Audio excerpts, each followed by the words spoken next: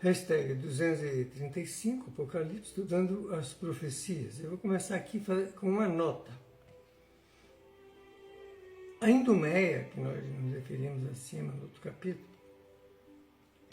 era uma região histórica localizada ao sul do Levante, abrangendo parte do que hoje são Israel e Jordânia.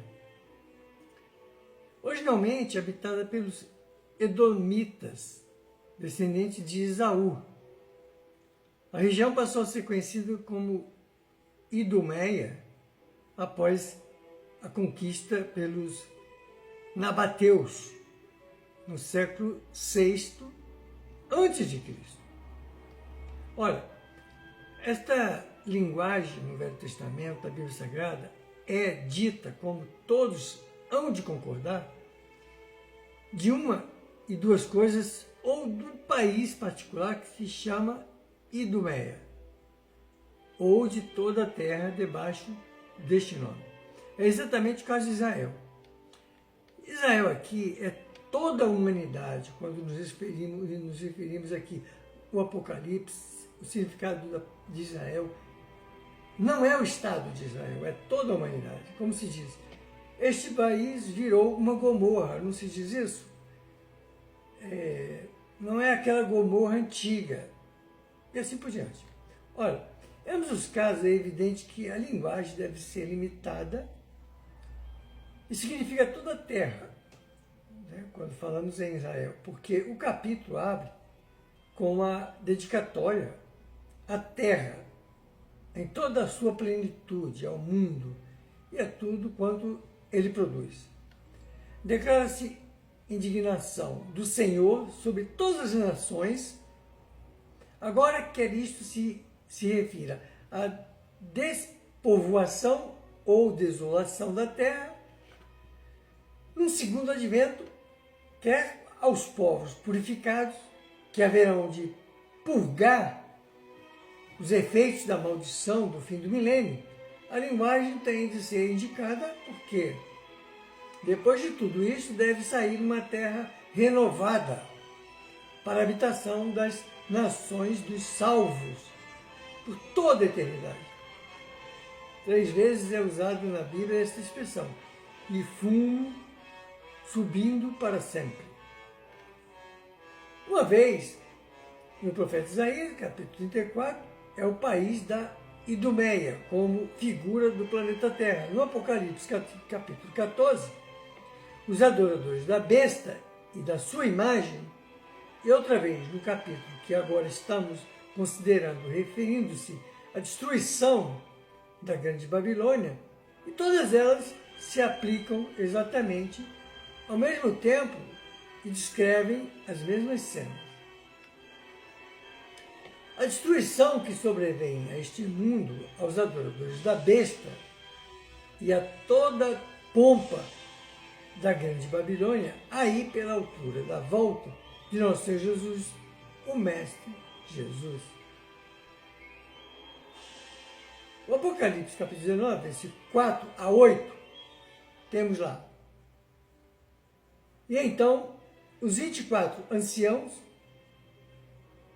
e o quarto ser vivente prostraram-se,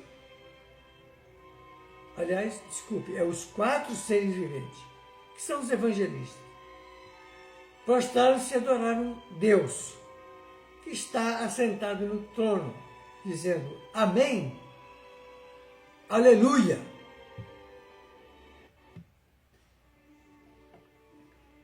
E saiu do trono uma voz dizendo: Louvai o nosso Deus, vós todos os servos, e vós que o temeis, assim pequenos como grandes. Também ouvi uma voz como de grande multidão, como a voz de muitas águas, e como a voz de trovões, fortes trovões, que dizia: Aleluia, porque já reina o nosso Deus, o Todo-Poderoso. Regozijemo-nos e exultemos, e demos-lhe a glória, porque são chegadas as bodas do Cordeiro. e já a sua noiva se preparou. O Cordeiro de Jesus, a noiva e a igreja de Jesus. E foi-lhe permitido vestir-se de linho fino, resplandecente e puro. Esse povo foi purificado pelo sofrimento.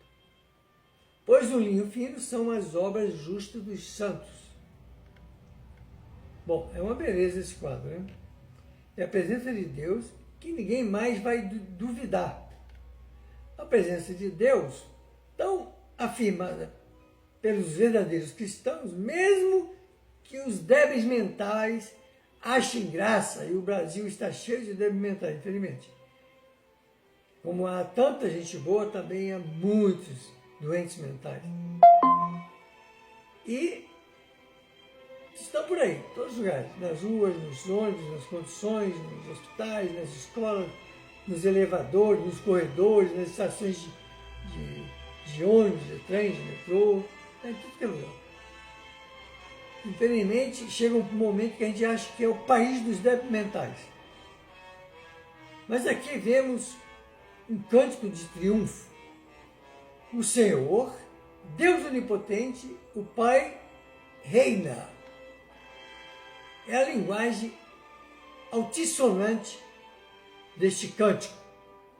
Reina no tempo presente e reinou sempre na realidade, embora não tenha sido executada há mais tempo a sentença contra uma obra má, mas agora reina pela clara manifestação do seu poder, na subjugação de todos os seus inimigos.